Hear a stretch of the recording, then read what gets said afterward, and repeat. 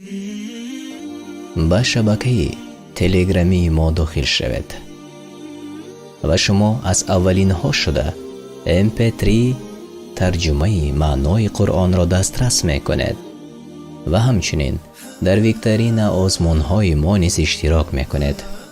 ما با هم پیش می رویم.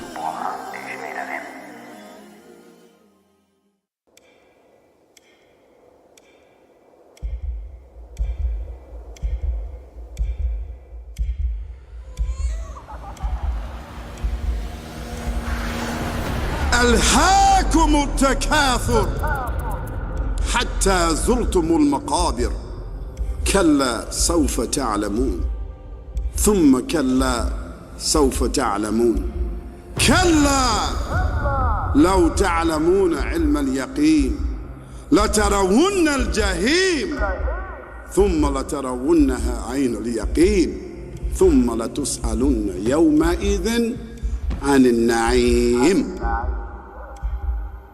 قرآن می گوید شما مشغولید با جمع کردن دارایی، با شماریدن حساب ها، با مال و منصب داری، با مبلغ ها، با وظیفه ها، با بایگری ها تا آن دمی که به قبر نروید. اندیشه کنید کی باری آخر در جنازه بودید؟ مادر خود را دفن کردید، پدر خود را یا بابای خود را تقا را گر کردید، یا یگان دوست را یا همسر را یا شوهر خود را به خاک سپاریدید. به یاد بیار کی باری آخر در سر قبر بودی؟ کی زمان آن عزیزت را می دیدی که خنده می کرد یا گریه می کرد؟ زنده بود، کیبر می کرد، بای و با سواد بود، رد کننده و متکبر بود. هر گونه که نبود مردم در جنازه چی می کردند؟ چی رفتار؟ وقتی که وی را به تابوت گذاشتند با کفنش مردم چی می کردند؟ مگر لطیفه می گفتند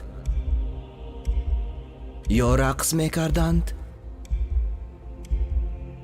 یا قرصک زنان سرود می خواندند؟ نه، آرامی و سکوت مرگبار، اندوه و درد. برای آن که هر کس در این مراسم بود با دیدن تابوت مرده را فکر نمی کرد، بلکه اندیشه اولش یک روز نه یک روز در جای وی من می شوم.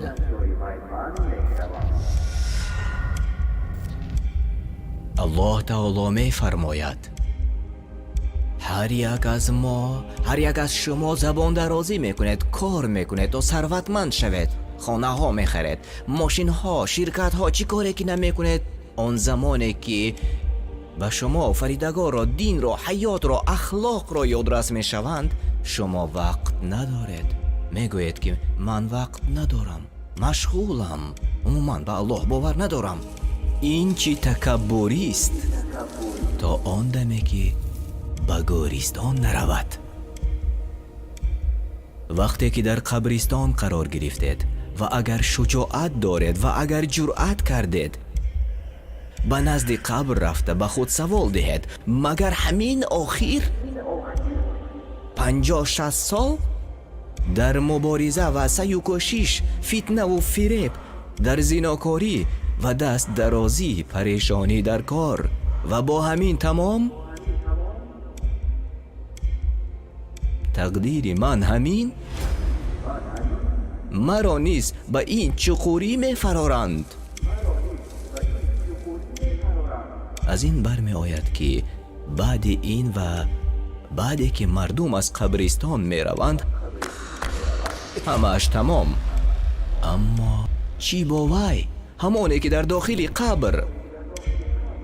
به ما و شما معلوم که مرگ مثل خواب، مردن مثل خواب است. جسد تو دیگر نیست، جسد مرد و روح ترک کرد جسم را، اما فهم و شعورت همان جاست. واقعا ما و شما برادر و خواهران کفن کردن و به قبر ماندن را میفهمیم. ما میفهمیم. روح جسم را ترک گفت، دیگر نمیتوان فریاد زد، نمیتوان مراجعت کنی بگویی که مرا ترک نکنید. اما تو میشنوی، تو میبینی، ولی جنبیده نمیتوانی. اکنون در آن همین قبر جراحی حقیقی آغاز می شود.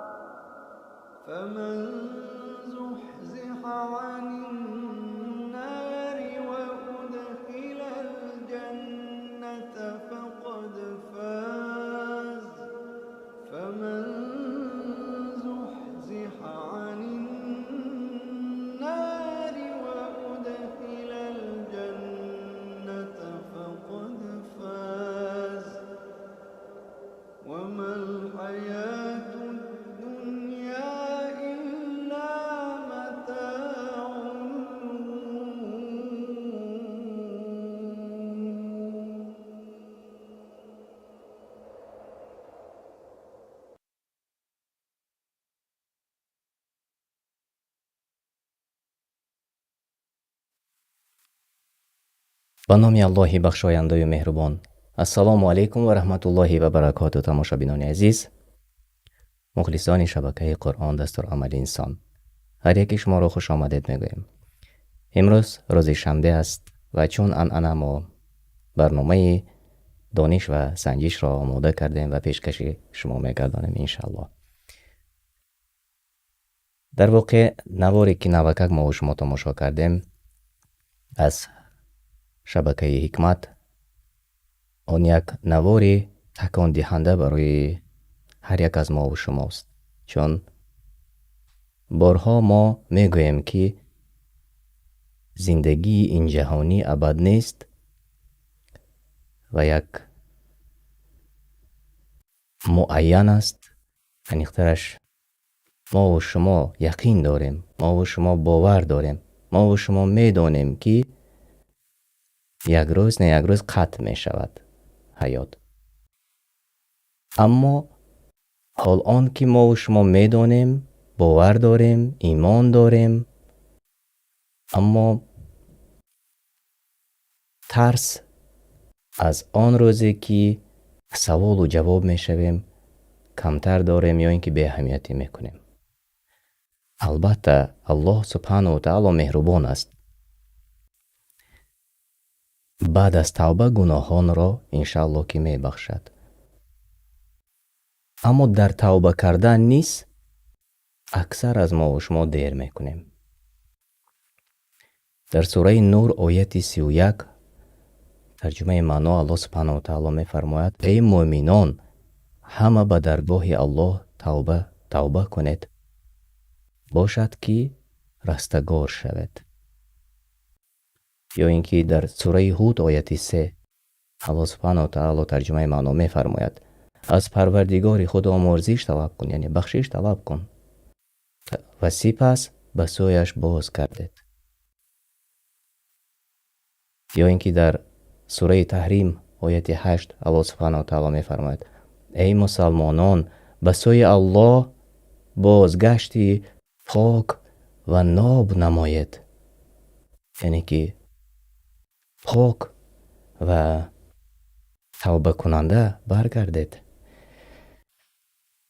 تماشابینان عزیز، انشالله ما و شما این لحظه قسمتی اولی برنامه رو آغاز میکنیم و برنامه امروزه ما کاملا برای آنهایی که به قول صنفی یک هستند، از جمله برای فرزندان ما، برای نزدیکان ما. می توانید خوب جایگیر شوید نزد تلویزورهایتان و نزد تلفن های موبیل و پلنشت ها، چون سوال های به نهایت عادی را آماده کردیم، اما اساسی دینی مبینی اسلام است و من باوری کامل دارم که انشالله هر یک از شما می توانید در این برنامه اشتراک کنید و برد کنید. این لحظه من می بینم ماشاءالله علاکه تقریبا 13 نفر داخل به برنامه شدن. من این حال روی اکران به شما نشان می دهم. خب 895 43 07 این است گیم پین. داخل شوید، چون من کنترل کرده نمیتوانم. باور کنید اصلا در دست من اگر میشد این گونه نقاشی که خودی کهود برای ما آماده کرده است آن را دور میکردم. و هر حال اینش در دست ما نیست، اما داخلی برنامه رو الحمدلله خودی ما کنترل داریم. سوال ها از آن ما است، خودمان ترتیب دادیم. انشاءالله باید که خوب تر باشد. مرحمت داخل شوید و تا که قسمت اول را آماده کنیم. قسمت یک و قسمت دوی بازی امروزه ما به هم دیگر مربوط است، مانند است، دوام به دوام است. قسمت اول از 7 سوال عبارت است و در قسمت دویم 8 یا 9 سوال من انتخاب کردم. خوش آمدید و من چت شما رو با واسطه تلفنی موبیلی امروز میخونم انشالله. و فراموش نکنید به شبکه های ما آبونه شوید و نوا رو به دیگران روان کنید. طرز داخل شدن را علاکه من میبینم که مدیراتور در چت نوشته کردند طرز داخل شدن به برنامه عادی و آسان است. مرحمت هر یکی شما میتوانید داخل شوید و بازی کنید.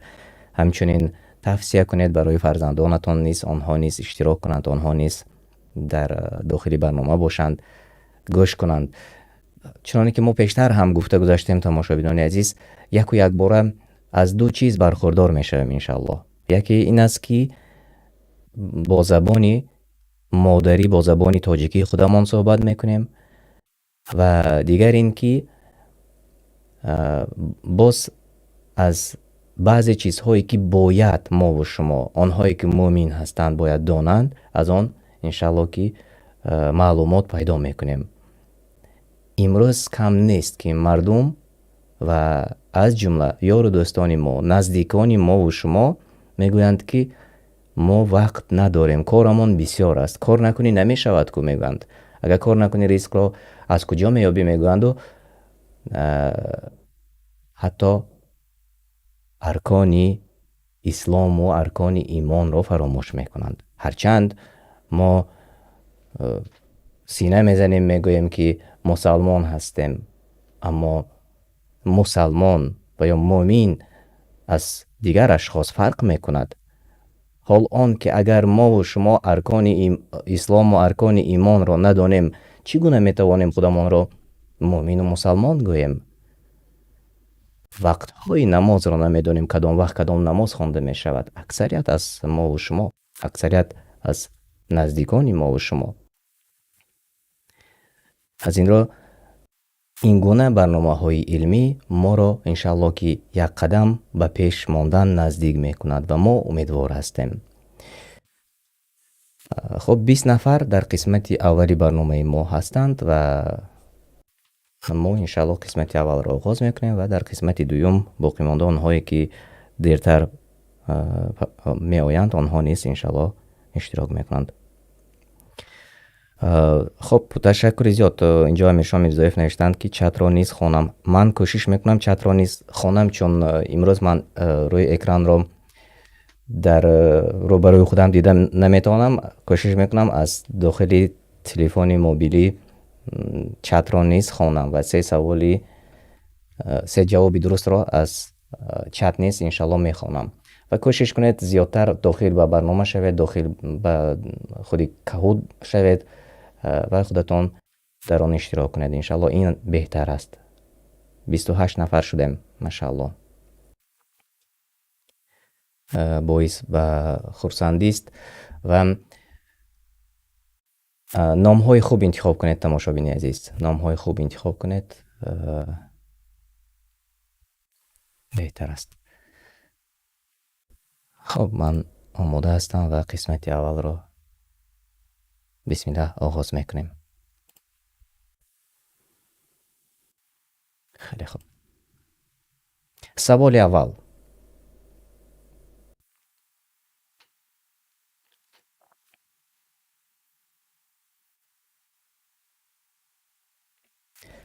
عقیده درست مسلمان از کجا اساس می‌یابد؟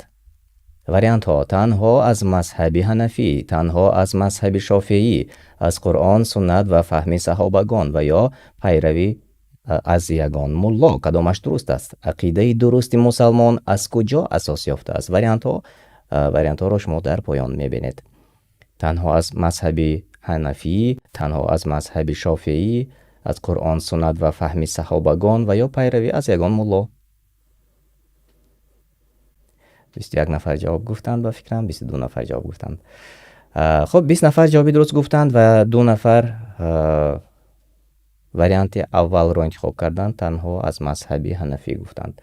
و جوابی درست از قرآن، از کتاب الله، از سنت، یعنی سنت رسول الله صلی الله علیه و سلم و چی گونه ای که قرآن را و همچنین سنت رسول الله صلی الله علیه و سلم را صحابگان میفهمند، عقیده درست مسلمان از آن همانجا اساس میافته است. تبریک میکنم 20 نفری که جوابای درست گفتند. خب امیر شاه میرزایف، علی عمر جوابی درست گفتند. سعید جان سعیدوف، بله جوابایتان درست بود. خیلی خوب. کیا به پیش برآمدند؟ امید کمالوف، فاطمه، محمد امین، بهمنیار، آنهایی که در پیش هستید من شما را تبریک میکنم. میگذاریم به سوال 2. الله در کجا است؟ در همه جای، به ما معلوم نیست. در بالای 7 آسمان و تختش. سوال مشکل، کدامش درست است؟ الله در کجا است؟ جواب های شما. 30 ثانیه وقت داریم تا که جواب های درست را جستجو کنیم یابیم. خب جواب های درست از جانب باعث آمده رسید در داخل چت ما و همچنین 14 نفر جوابی درست گفتند. بله امیر شاه میرزایف جوابتان درست است. داور شرف جوابتان درست است. فاروق سمگوف بله درست است. اکثریت جواب های درست گفتند، یعنی 14 نفر وریانتی درست را انتخاب کرده. در بالای 7 آسمان و تختش. خب شرح نمیدیم چون باز سوال دیگر مانند است و انشالله به شرحش برمیگردیم. در جای اول شادیبک جابیروف، رفاعت، فاطمه، محمد امین و انس، آنهایی که در جایهای نمایان مسفیره به 6 زینه بالا برآمدند. مبارک باشد. سوال 3.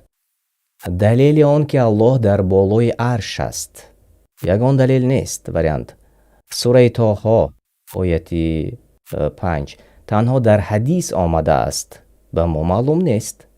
دلیل آن که الله در بالای عرش است. وریانت هایی که شما در پایان میبینید، اولش یگان دلیل نیست، دیگرش سوره طه است، سومش تنها در حدیث آمده است و یا به ما معلوم نیست. کدامش درست است؟ ماشاءالله بله 20 نفر جواب های درست گفتید.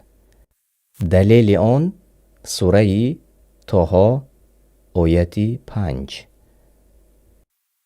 خب 3 نفر فکر کردند که تنها در حدیث آمده است، اما جوابی درست سوره طه آیت 5. من این لحظه میخونم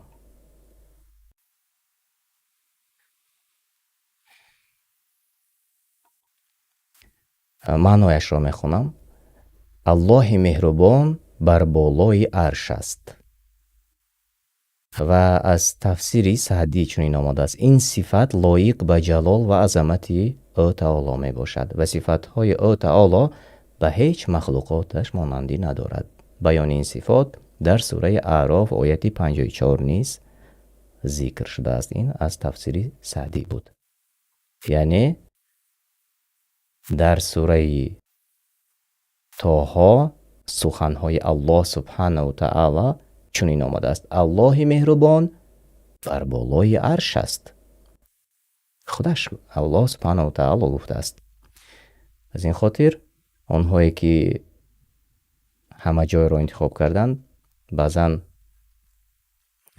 سوال ها می شود در همه جای، اما ما دلیلش را از خودی سوره قرآن از سوره طه آیت 5 گفتم. و خب بیایید اکنون میبینیم که ها به پیش برآمدند. ببینید که اکثریت جوابهای درست گفتند.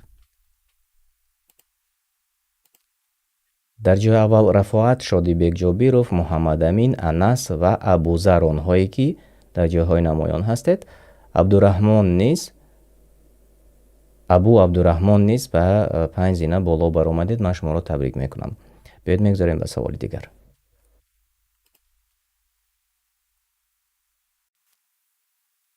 برای چی الله انس و جین را آفرید؟ برای چی الله سبحانه و تعالی انس و جین را آفرید؟ برای کیف و صفا در دنیا، برای آزاد بودن، شاهی نفسشان باشند، برای عبادت الله و شرک نکردن. کدامش درست است؟ برای چی الله سبحانه و تعالی انس و جین را آفرید؟ واریانت ها در پایان و انتخاب کنید.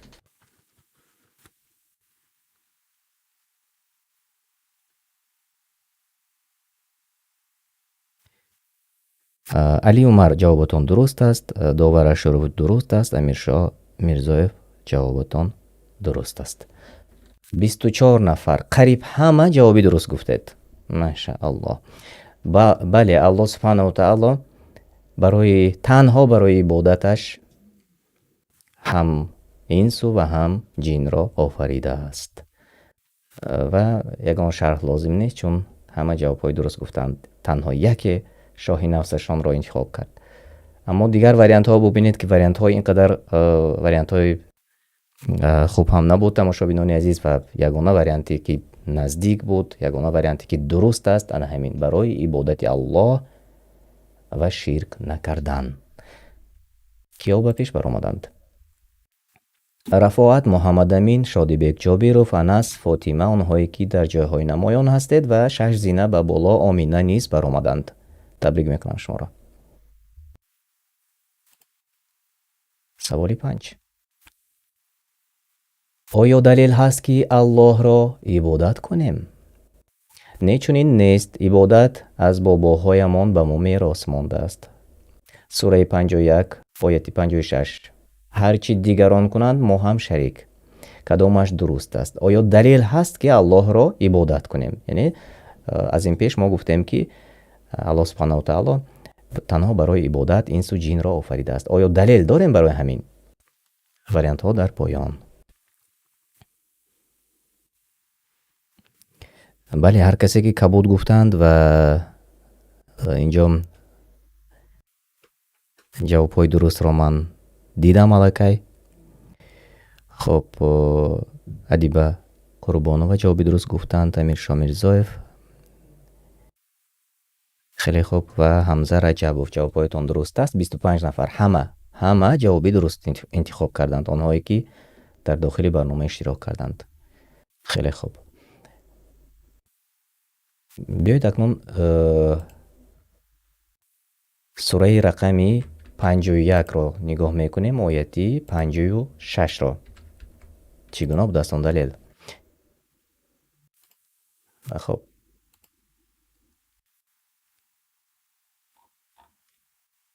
من ترجمه معنا رو این لحظه تماشابینان عزیز عیناً میخونم. بیایید نخی کنیم.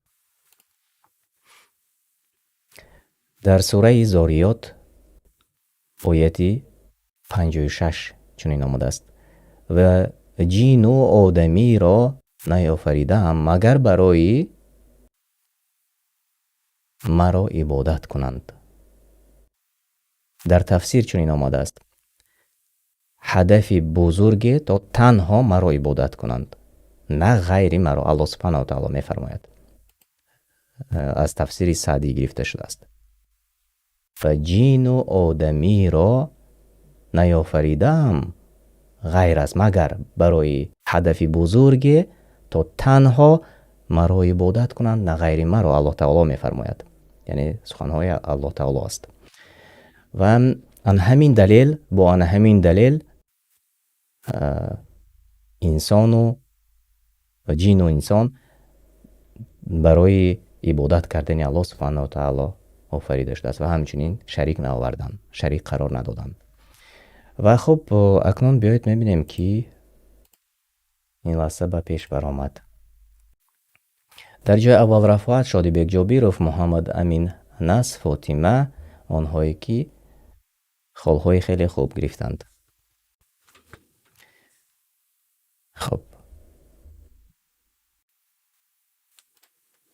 سوال 6: معنای عبادت در سوره 51 آیت 56 آمده چیست؟ پرستش خدایان زمین و آتش، پرستش صمیمی آفریدگار یکتا، شرک به الله، عبادت جین و رهبران. کدامش درست است؟ معنای عبادت چیست؟ کدام وریانت درست است؟ پرستش خدایان زمین و آتش، پرستش صمیمی آفریدگار یکتا، شرک به الله، عبادت جین و رهبران. کدامش درست است؟ بله، معنای عبادت پرستش صمیمانه عبادت کردن آفریدگار یکتا است. و 15 نفر جوابی درست گفتن. شاید بعضی از تماشابینی ما شتاب کرده دیگر رنگ ها را ندانسته انتخاب کردن. ما چنین امید میکنیم که همه جوابی درست را انتخاب میکردند اگر میشد، یعنی زرد را. پرستش صمیمی آفریدگار یکتا، این است عبادت. خب در داخل برنامه نیست چند نفر جوابهای درست گفتند. سعید جوابی درست گفتند. خیلی خوب. و هر کسی که زرد را انتخاب کرد جوابهای شما درست است. بله، کی و پیش برآمد. رفاعت شادی بیگ جابیروف، محمد امین، فاطمه، ابوذر، آنهایی که در جایهای اول هستید. تبریک میکنم شما را. و سوال آخری قسمت اول: معنای کلمه شهادت چیست؟ هیچ کس سزاوار عبادت نیست غیر الله. الله را عبادت میکنم با اجرای امر رهبران. عبادت الله تنها از روی مذهب. سوال مشکل، کدامش درست است؟ معنای کلمه شهادت از این وریانت هایی که شما در پایان میبینید کدامش نزدیک و درستتر است؟ جواب شما. خیلی خوب. علی عمر جوابتان درست، امیر شاه میرزایف درست، پروین آودینای و عمر اکبرов، احسان کریمov درست. بله، 18 نفر در داخل برنامه ما نیز جوابهای درست گفتند. هیچ کس سزاوار عبادت نیست غیر الله. این بود جوابی درست. 4 نفر عبادت الله تنها از روی مذهب را انتخاب کردند. نمیدونم کدام مذهب را شما در نظر دارید. شافعی، حنفی، حنبلی.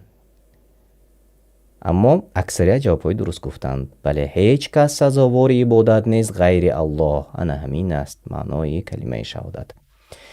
و بیایید اکنون قسمت خوبی برنامه ما آماده رسید. بیایید ببینیم کیها به جای بهترین، به مقام اول برآمدند و جای اول را سزاوار شدند.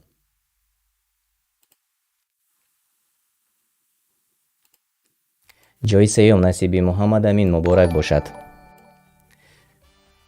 جای 2 رفاعت، تبریک میکنم شما را. جای اول شادیبек ҷобиров шуморо низ самимона табрик мекунам ва фотима ҳамчунин абу зар низ дар ҷойҳои намоён будед. муборак бошад. хеле хуб. рақобати воқеан хуб буд. рақобати хуб. ва як бори дигар ман ғолибонро барои шумо намоиш медиҳам, тамошо кунед. ҷойи 3 муҳаммад амин. рафоа ҷойи дуюм ва ҷойи аввал насиби шодибек ҷобиров кардид. муборак бошад. фотима ва абузар низ дар ҷойҳои хуб будед. шуморо низ самимона табрик мекунам. ва тамошобинони азиз, ман қисмати дуюмро ин лаҳзаҳо оғоз мекунам ва то он дам шумо метавонед зери навор агар лайк намонда бошед лайк монед ва ба дигарон наворро тақсим кунед дар имо, ватсап ва ҳамчунин онҳое ки шабакаҳои ютуби пуртамошобин доред дар шабакаҳои худатон низ тақсим кунед. яъне аз тақсим кардани кори хуб, кори нек бахилӣ накунед. ҳамдигарро мо ҳар чизе ки ба худамон дӯст медорем ба шумо низ дӯст медорем ва ин аст беҳтарин хислати инсонӣ. ва иншалло ба ҳамдигар тақсим кунед то ки рақобати мову шуморо ва ҳамчунин иштироки мову шуморо дар барнома дигарон низ тамошо кунанд ва баҳра баранд иншалло.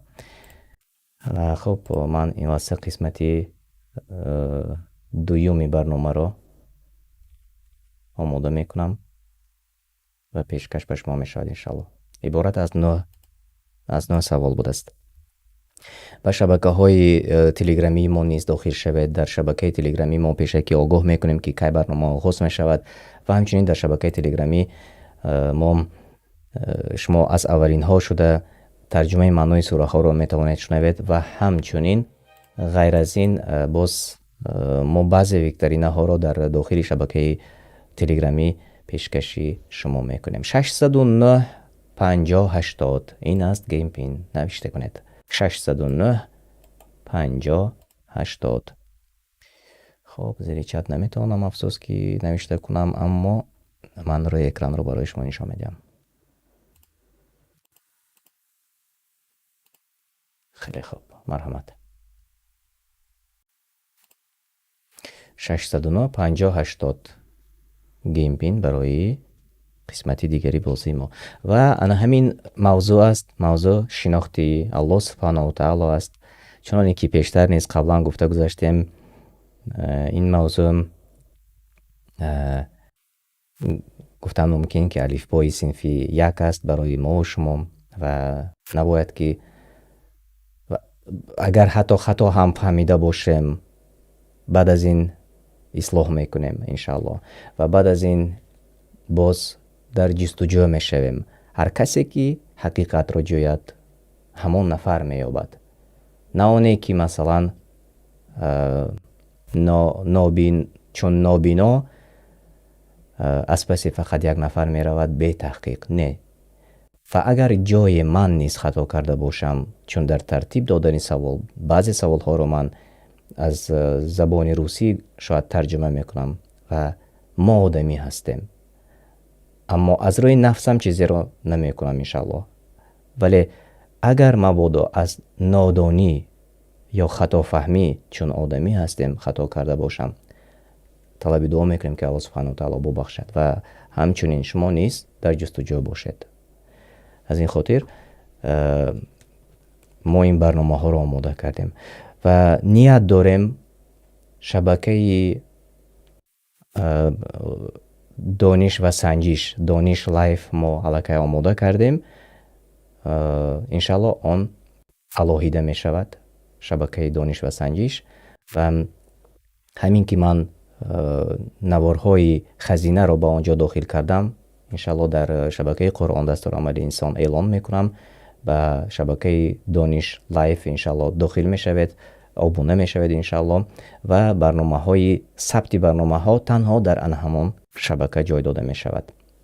ва то як вақти муайян дар шабакаи Қуръон дастур амали инсон мо пахши зиндаро мебарем, дониш ва санҷишро, ва баъдан ба шабакаи нав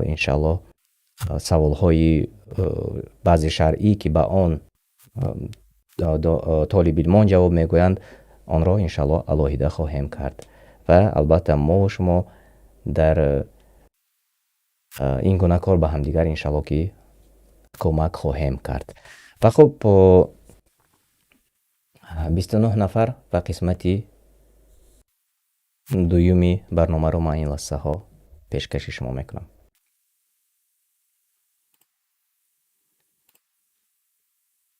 سی نفر، خیلی خوب.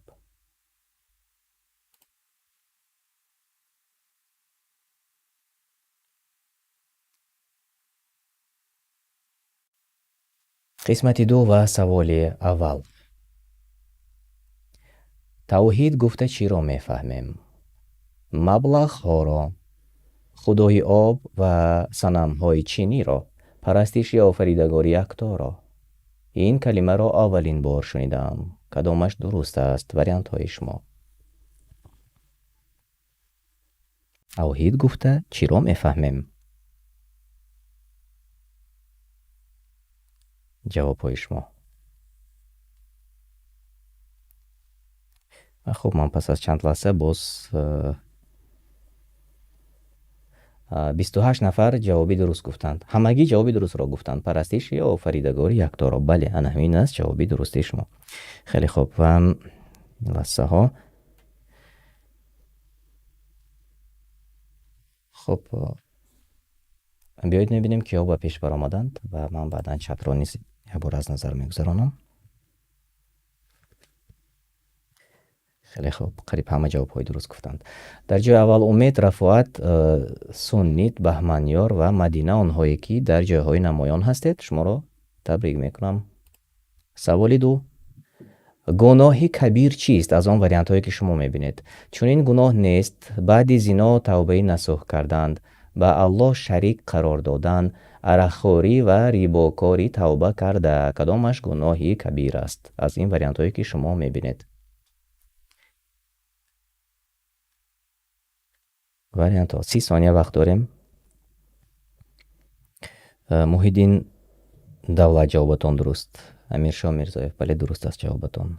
ساربان جوابتان درست است. احسان کریموف درست گفتید و 24 نفر در داخلی برنامه ما نیست جوابهایی درست گفتید. بله، گناه کبیر از آنجایی که شما میبینید با الله شریک قرار دادن، انا همین گناهی بزرگ است. و بعد زنا توبه نصوح کردن گناهی کبیر نبوده است، چنانکه که چند نفر انتخاب کردند و 2 نفر دیگر عرقخور و ریباکاری توبه کرده را نیز انتخاب کردند. از نادانی اکثر وقت به خطا راه میدهند و اما توبه نصوح میکنند و امید از رحمت الله میشوند. از این خاطر آنجایی که توبه استفاده میشود، تماشابینان عزیز، مخصوص ما استفاده میکنیم تا که ما و شما با خبر باشیم. یعنی الله سبحانه و تعالی توبه کرده را دوست می‌دارد. انشاءالله از توبه کننده ها باشید و خودی حاضر توبه کنید. خب ریبا یک بار دیگر یادرس میکنیم، یکی از معنای ریبا همان پرسنت است. و خب پیدا کنیم میبینیم که با پیش برآمدند. سنید، مدینه، بهمنیار، شادیبک، جابیروف، مینو آنهایی که در جاهای نمایان هستید و همچنین مولود نیز 7 زینه به بالا بر آمدید. من شما را تبریک میکنم. به سوال 2 میگذاریم انشاءالله. به سوال 3. به غیر الله باز چند نفر را عبادت کردن چیست؟ غیر از الله چند نفر دیگر را عبادت کردن چیست؟ توحید است، تعلیم است، شرک است و یا حیات است. غیر از الله چند نفر دیگر را نیز عبادت کردن چیست؟ از این وریانت هایی که شما در پایان میبینید. خیلی خوب. ادیب قربان و درست. امیرشاه میرزایف درست. اسلام دعوت جوابتان درست. علی عمر درست است. بله، شرک است. غیر از الله یگان نفر را عبادت کردن شرک است. اکنون این را هر گونه گفتن ممکن است. بیایید و خودی موضوع داخل نمی شویم. برای چی چنین است؟ همانهایی که همین سوال رو دارند الحمدلله امروز کتاب ها خیلی زیاد است، همچنین اینترنت فراوان است، می توانید که جستجو کنید. غیر از الله چند نفر را عبادت کردن و یا مقامی بالا به مانند الله سبحانه و تعالی دادن، آن همین شرک است.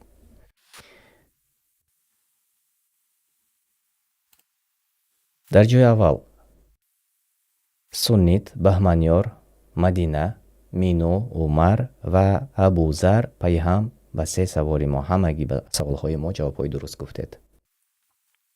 خیلی خوب. سوال 4. شناخت الله یکتا چند قسم است؟ آن همین توحید چند قسم است؟ 1 تا، 2 تا، 3 تا و یا 99 تا؟ شناخت الله یکتا چند قسم است؟ و ما باعث بعد جوابتان درست است. 1 نفر تنها جوابی درست گفتن در داخل چت ما، اما در داخلی کهود ما میبینیم که جوابهای درست میگوید. خیلی خوب، خیلی خوب. 12 نفر جوابی درست گفتند. ماشاءالله. خیلی خوب. حافظ سیرت الله راوپوف جوابتان درست. خیلی خوب. بله، 3 قسم توحید 3 قسم بوده است. باید دیرتر انشالله پورتر میکنیم. شرحش را نیز همچنین باز جوابی دیگر را میبینیم که در پیش هستند. سنیت، رفاعت، مینو، انس، مولود و رحمایل 14 زینه به بالا برآمدید. مبارک باشد. خیلی یک پرواز خوب شد برای رحمایل. و خب به سوال دیگر میگذاریم. 3 نمودی توحید یعنی عبادت الله یکتا کدام هاست؟ 3 نمودی عبادت الله یکتا کدام هاست؟ رهبری، پیشبری، برابری، عبادت خدا با آزاد بودن و برابری، الوهیت، ربوبیت، اسما و صفات و یا نمیدانم کدامش درست است. وریانت های شما.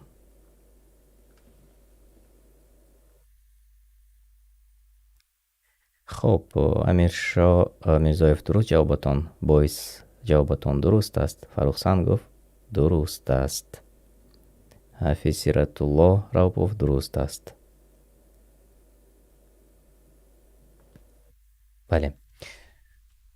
بله ما امروز یک کوتاهش را و گفتیم که نمودی از همه آسانش را گفته میگذاریم و از این خاطر وریانتی همین کبوتش الوهیت، ربوبیت، اسما و صفات و 18 نفر جوابهای درست گفتند. اما جوابهای خطا نیز بود. ببینید که رهبری، پیشبری، برابری را نیز انتخاب کردند و 7 نفر دیگر عبادت الله، عبادت خدا با آزاد بودن و برابری را نیز انتخاب کردند. جواب درست کبوت است. خیلی خوب، تشکر زیاد میگم به همه شما، با آنهایی که اشتراک کردید، آنهایی که دستگیری دارید. ما دوام میدهیم. میبینیم که ها در پیش هستند. سنید، رفاعت، انس، مینو، مولود و 4 زینه به بالا مصفیره نیز برآمدند. مبارک باشد. بیایید اکنون به شرح میگذاریم. کمی شرح میدهیم در سوالی دیگر انشالله. سوال 6. معنی توحیدی الوهیت یعنی خدایی چیست؟ یگانگی الله با رعایت مذهبی یکی از امامان، عبادت الله با رعایت قانونهای بشر، شریکی الله قرار دادن امامان 4 مذهب، یگانگی الله در عبادت کدامش درست است؟ معنی توحیدی الوهیت، چون که ما گفتیم 3 قسم، انا همون 3 قسم را بیایید شرح میدهیم انشاءالله. کدامش درست است؟ هر کسی که سبز را انتخاب کرده جوابهایتان درست است. تشکر. و 22 نفر جوابهای درست گفتند. بله، یگانگی الله در عبادت، معنی توحیدی الوهیت یعنی خدایی. و خب قریب همه جوابهای درست گفتید، چون بعضی کلمه ها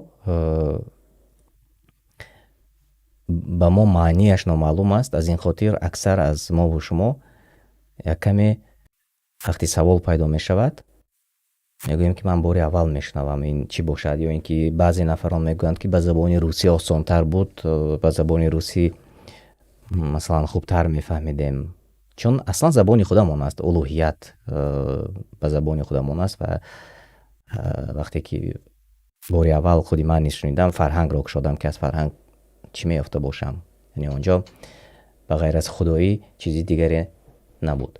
و اما ما و شما باید که همین را کم کم آموزیم و دانیم، چون چنانکه که گفته گذاشتیم این اولین قدم ها است برای آنهایی که به دین مبین اسلام وارد می شوند. این را باید همانهایی که من مسلمان میگویند و سینه میزنند، آنها باید خوب دانسته باشند. و باید میبینیم که ها به پیش بر آمدند و به سوال دیگر میگذاریم انشاءالله. رفاعت انس مینو مولود ابوذر و عبدونیس 4 زینه به بالا برآمدید. شما را تبریک میکنم. سوال 7. ربوبیت در یکتاپرستی چیست؟ خواندن نماز با جماعت، پرستش الله در تنهایی 40 روز، یگانگی الله در آفرینش و حکمرانی و یا نمیدانم کدامش درست است. ربوبیت انا همان 3 قسم تقسیم گفتیم. یکیش ربوبیت در یکتاپرستی یعنی در توحید چیست؟ کدام از این وریانت هایی که شما میبینید؟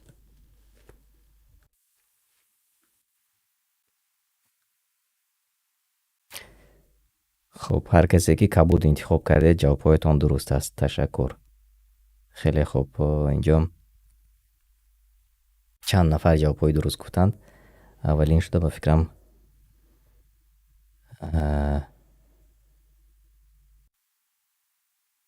خیلی خوب. مبارزی دشتی جوابتان درست بود. همین شامیر زایف ولی جوابتان درست بود. یگانگی الله در آفرینش و حکمرانی، ربوبیت. و تقریبا همه جوابهای درست گفتند. 20 نفر از تماشابین ما در داخل برنامه جوابهای درست گفتند. ربوبیت، یگانگی الله در آفرینش و حکمرانی. و خب بیایید اکنون میبینیم که ها به پیش بر آمدند. رفاعت انس مینو مولود ابوذر و عمر آنهایی که در جاهای نمایان هستند. خیلی خوب.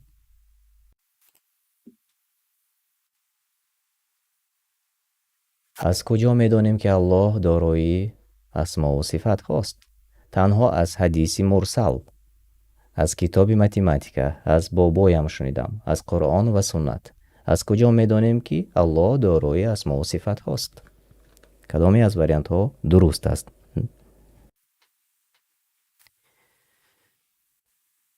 خب مبارز داشتی جوابتان درست است. سلمان فورس درست گفتید. خب سعید 4 گفتید درست. باعث جوابتان درست است. ولی از قرآن و سنت و تقریبا همه جوابهای درست گفتند. و شاید از بابایم شنیدم نیست جوابی درست باشد. یکی بابا گفته باشند که میدانیم که الله دارای اسما و صفات هاست و این از قرآن و سنت گفته باشند، اینش هم درست است. اما در کتاب متماتیکا ما این را افسوس که فا نمیخوریم چون یک نفر انتخاب کردند. خیلی خوب. و واقعا یک رقابتی خوب است تماشابینان عزیز. و بیایید اکنون میبینیم که ها به پیش بر آمدند. رفاعت مینو انس مولود و ابوذر آنهایی که در جاهای نمایان هستند. 7 نفری اولی ما پی هم به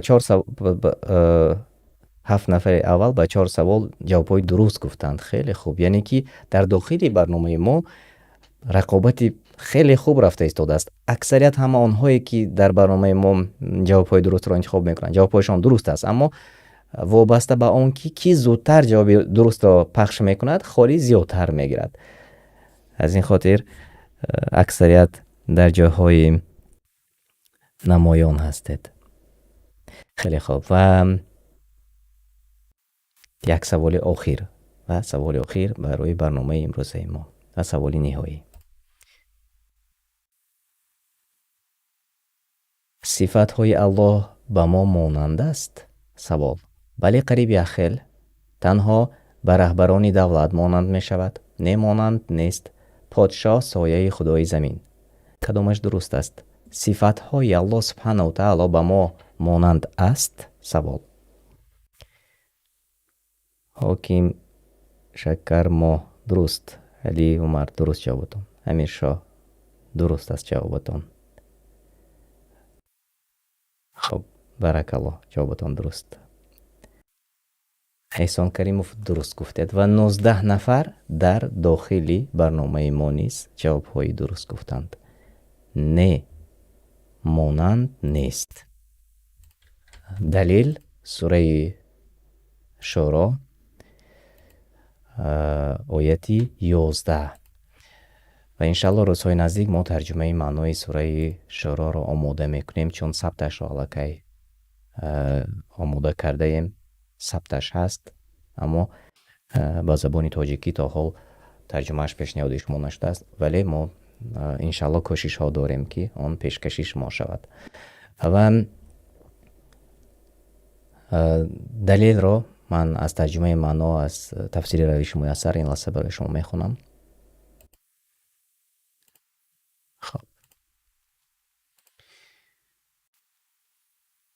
الله سبحانه و تعالی آفریدگاری آسمان ها و زمین است و از خودتان برای شما همسران بیافرید و نیز از چارپایان جفت های پدید آورد. به این وسیله یعنی مادینه و نرینه با سبب آفرینیشی همسران شمارتان را می افزاید. هیچ چیز از مخلوقاتش نه در ذات و نه در نامها و صفاتش مانند او نیست و اوست که شنوا و بیناست.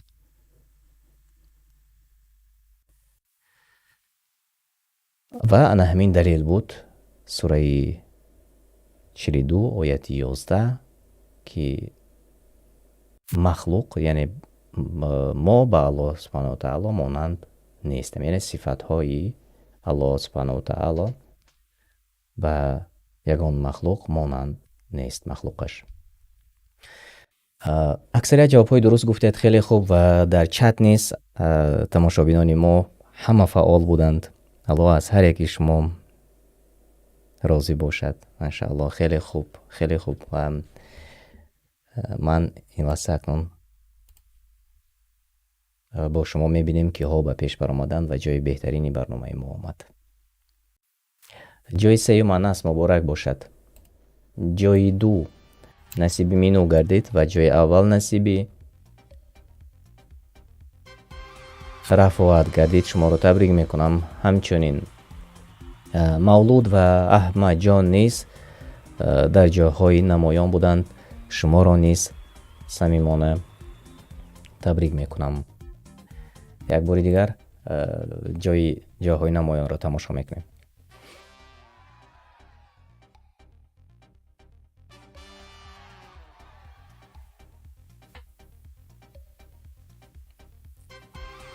سه نفر اول رفعت، مینو، انس و همچنین مولود و احمد جان، آنهایی که در جاهای بهترین قرار داشتید.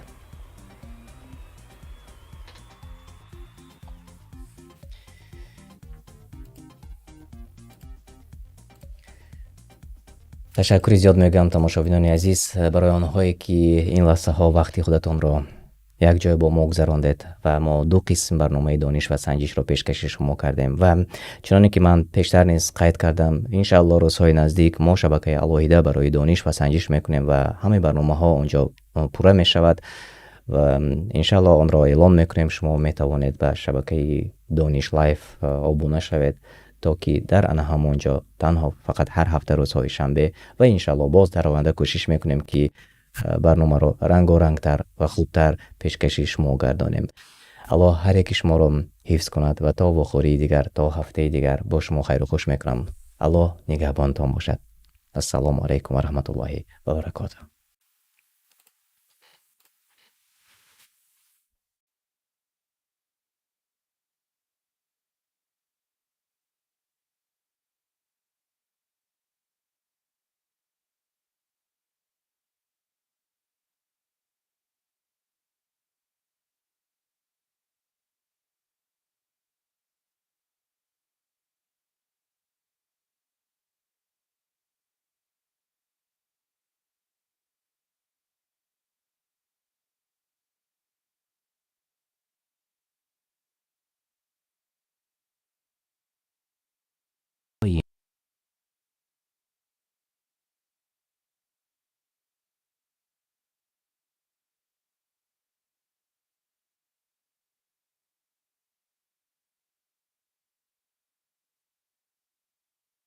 سوره تور یعنی کوه تور در مکه نازل شده است و از 49 آیت عبارت است. اعوذ بالله من الشیطان الرجیم. بسم الله الرحمن الرحیم. به نام الله بخشاینده و مهربان. والطور وكتاب مسطور. و الله تعالی سوگند یاد می کند. سوگند به کوه تور، یعنی آن کوه است که الله تعالی با موسی در آن سخن گفته است. تفسیر سعدی. و سوگند به کتابی نوشته شده فی رق منشور. در صحیفه های کشاده شده نوشته شده است که بر هیچ عاقل و بیننده پوشیده نیست. والبیت المعمور. و سوگند به بیت المعمور که در آسمان است و ملائکه های کرام دائم در گرد آن طواف می کنند. والسقف المرفوع. و سوگند به سقف برافراشته و آن آسمان دنیا است. والبحر المسجور. و سوگند به دریای پر کرده شده. این عذاب ربک لواقع. بیگمان ای پیامبر عذاب پروردگارت بر کافران حتما واقع شده نیست. ما له من دافع. و آن را هنگام واقع شدنش دفع کننده نیست. یوم تمور السماء مورا. روزی که آسمان سخت تکان خورد، به تکان خوردنی سخت، پس نظام آن ویران و اجزایش پاره پاره شود و در آن وقت حیات دنیا به آخر رسد. و تسیر الجبال سیرا. و در آن روز کوه‌ها از جای خود کنده زود روان شوند، مثل ابرهایی که روان می شوند. فویل یومئذ للمکذبین. پس وای یعنی هلاکی باد در آن روز بر دروغ برآورندگان. الذین هم فی خوض یلعبون. کسانی که در بیهودگویی مشغولند و دینشان را به بازی و بیهودگی عوض می کنند. یوم یدعون الی نار جهنم دعا. روزی که آنها را به قهر و سختی به جانب جهنم روانه کنند. هذه النار التي كنتم بها تكذبون. و آنها از روی سرزنش گفته شود این است آن آتشی که در دنیا دروغش می شماریدید. أفسحر هذا أم أنتم لا تبصرون آیا این چیزی که همکنون میبینید و مشاهده میکنید، یعنی از عذاب، جادو است یا شما نمیبینید؟ اصلوها فاصبروا أو لا تصبروا سواء عليكم إنما تجزون ما كنتم تعملون. با آتش درآیید، خواه بر عذاب آن صبر کنید یا صبر نکنید، برابر است بر شما. پس هرگز از شما عذاب را سبک کرده نمی شود و هرگز از آن بیرون نمی آید. هر آینه شما در برابر کارهایی که در دنیا می کرده اید جزا داده می شود. إن المتقين في جنات ونعيم. هر آینه پرهیزگاران در بهشت ها و ناز و نعمت خواهند بود. فاكهين بما آتاهم ربهم ووقاهم ربهم عذاب الجحیم. خوشحال شده به سبب آن که آنها را پروردگارشان نعمت داد و آنها را از عذاب دوزخ نگاه داشت. كلوا واشربوا هنيئا بما كنتم تعملون. بخورید و بنوشید از طعام و شرابها خوش و گوارا به سبب اعمال نیکی که در دنیا انجام میدادید. متكئين على سرر مصفوفة وزوجناهم بحور عين. بر آن تخت های کناری هم چیده تکیه میزنند و خانه‌دار کنیم آنها را با حوران زیبای و شهلا چشم. والذين آمنوا واتبعتهم ذريتهم بإيمان ألحقنا بهم ذريتهم وما ألتناهم من عملهم من شيء كل امرئ بما كسب رهين. کسانی که خود ایمان آورده و فرزندانشان در ایمان پیرویشان کردند، فرزندانشان را با آنها در جنت برسانیم و از آن پاداش اعمالشان هیچ کم نکنیم. هر کس در گرو کار و کردار خیشتن است و گناه کسی را بر دوش خود نمیگیرد. یعنی گرچنده که مثلی پدرهایشان عمل نکرده باشند هم، تا که چشمان پدران و بودن فرزندان در نزدشان شادمان گردد، پس آنان در بهترین حالت جمع کرده می شوند. از تفسیری بغوی. و امددناهم بفاکهة و لحم مما یشتهون. و پی هم عطا کنیم، یعنی زیاده کنیم، به اهل جنت از میوه و گوشت هر نوعی که می خواهند. يتنازعون فيها كأسا لا لغو فيها ولا تأثيم. در جنت از دست یکدیگر پیاله و جامهای شراب را میگیرند که بعد نوشیدن آن شراب نه بیهودگویی باشد و نه گناه. یعنی البته شراب جنت از شراب این دنیا فرق میکند، یعنی عقل را نمیبرد و بعد نوشیدنش بیهودگویی و گناه نمی شود. تفسیری بغوی. ويطوف عليهم غلمان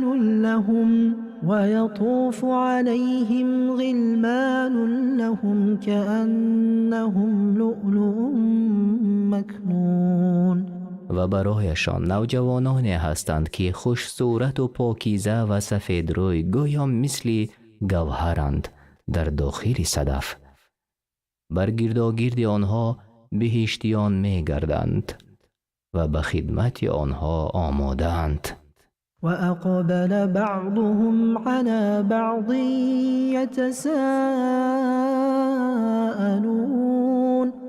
و اهل جنت رو برای یکدیگر روی آورده و از حال گذشته یکدیگر می پرسند که چی رنج های دیدند.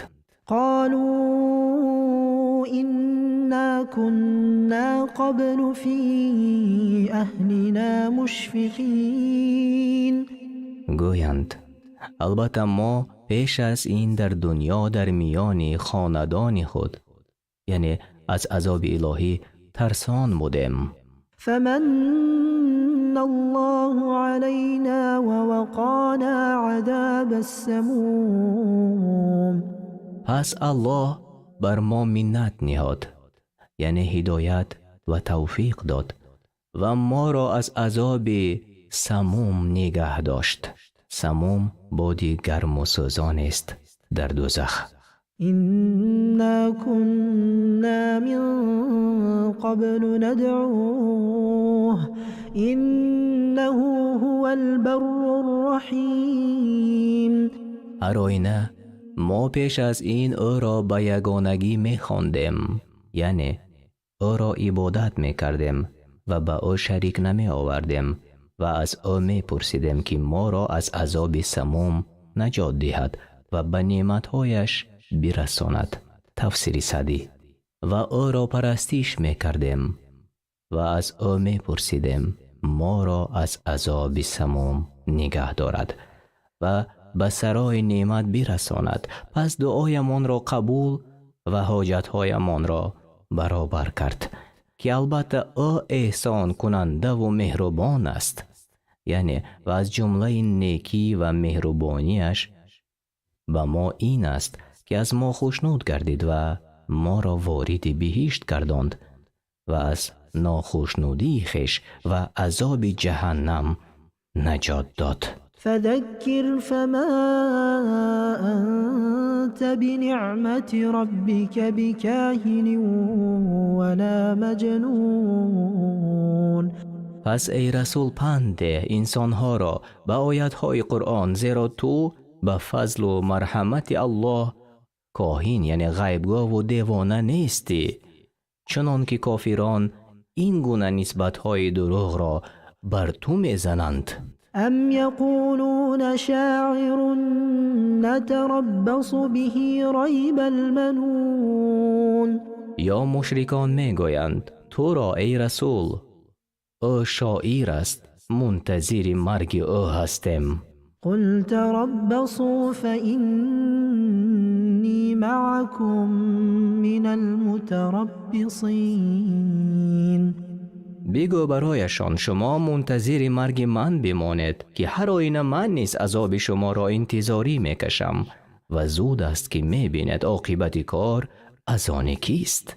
ام تأمرهم احلامهم بهذا ام هم قوم طاغون، آیا مشرکان را عقلهایشان به این سخنهای متناقض امر میکند یا که آنها خود قومی تجاوزکار هستند؟ معنای متناقض یعنی قرآن سحر یا کهانت یا شعر است دستور می دهد. هیچ ممکن نیست که این صفت ها در یک زمان با هم جمع شوند. یعنی حقیقت همین است که سرکشیشان از راه حق آنها را به گفتن چنین سخنها وادار ساخته است.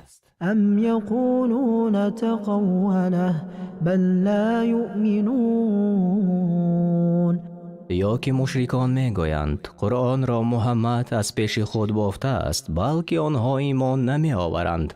پس اگر ایمان می آوردند چون این سخنها را نمی گفتند. فلیأتوا بحدیث مثله ان كانوا صادقین.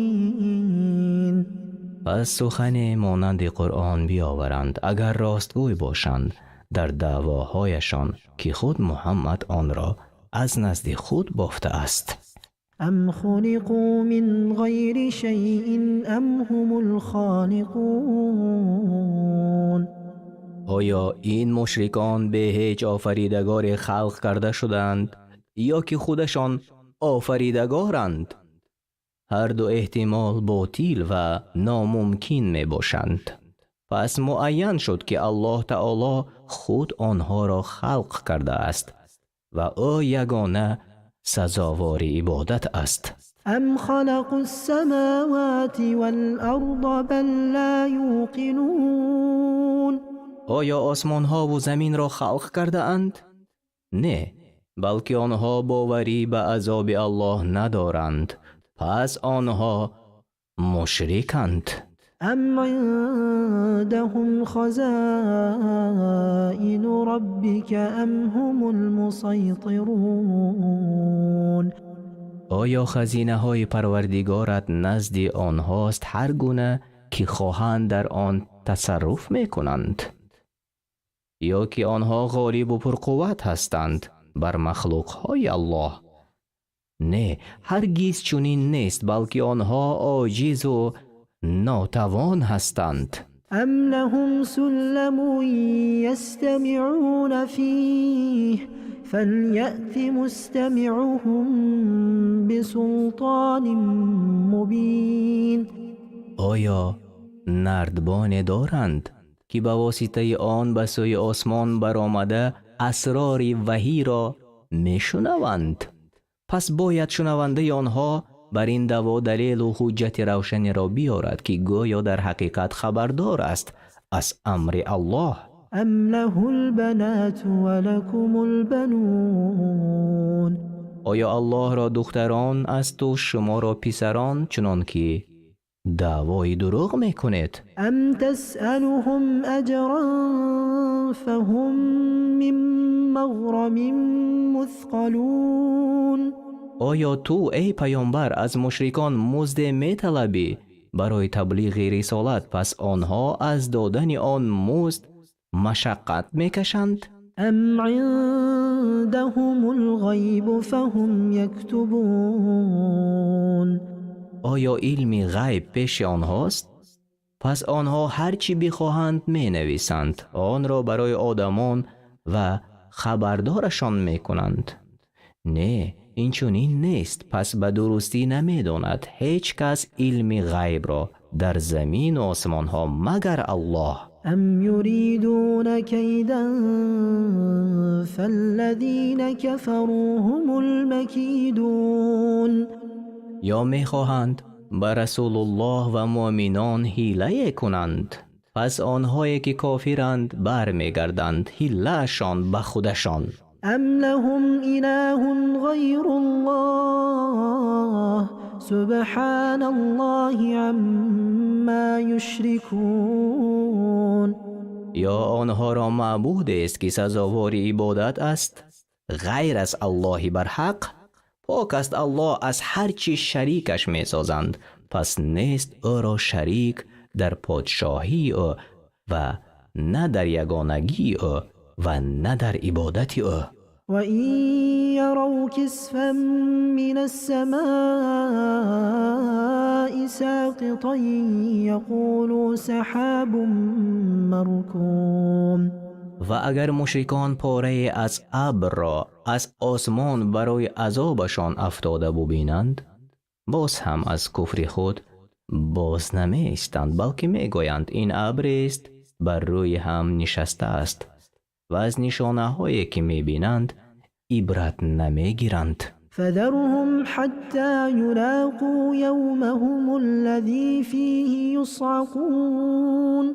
پس ای پیامبر مشرکان را به حال خود واگذار تا به آن روز برسند که در آن روز از سختی آن بیهوش می شوند و آن روز قیامت است. یوم لا یغنی عنهم کیدهم شیئا ولا هم ینصرون. روزی که نیرنگشان چیزی از عذاب الله را از آنان دور نمی کند و به آنها مدد و یاری داده نمی شود. و این للذین ظلموا عذابا دون ذلك ولكن اکثرهم لا یعلمون. و هر آینه برای کسانی که ستم می کنند عذاب است در دنیا پیش از آمدن عذاب قیامت، ولی بیشترینشان نمی دانند، یعنی کشته می شوند و اسیر می شوند و به عذاب برزخ دچار می شوند. تفسیر سعدی. واصبر لحكم ربك فإنك بأعيننا وسبح بحمد ربك حين تقوم. و ای پیامبر، در برابر آزار و اذیت کافران به فرمان پروردگارت صبر کن. هر آینه تو زیر نظر ما هستی، یعنی همیشه در حفظ ما می باشی و چون از خواب برمیخیزی با ستایش پروردگارت تسبیح گوی. در این آیت اثبات صفت دو چشم است که لایق به ذات بزرگی خودش می باشد، به مثل و به مانند چنان که در سنت آمده است و علما همه بر این عقیده اند. لفظ به شکل جمع آمده است که مقصد از آن تعظیم می باشد. و من اللیل فسبحه و ادبار النجوم.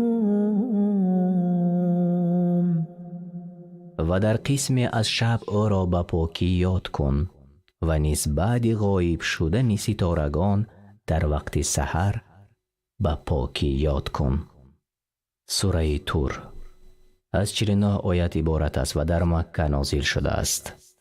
از قرآن کریم و ترجمه معنای آن در روش تفسیر میسر به زبان تاجیکی گرفته شده است. این تنها ترجمه معنا است. اگر ترجمان و یا ما کوچای به خطا راه داده باشیم، طلب دعا میکنیم که الله ما را بیامرزد.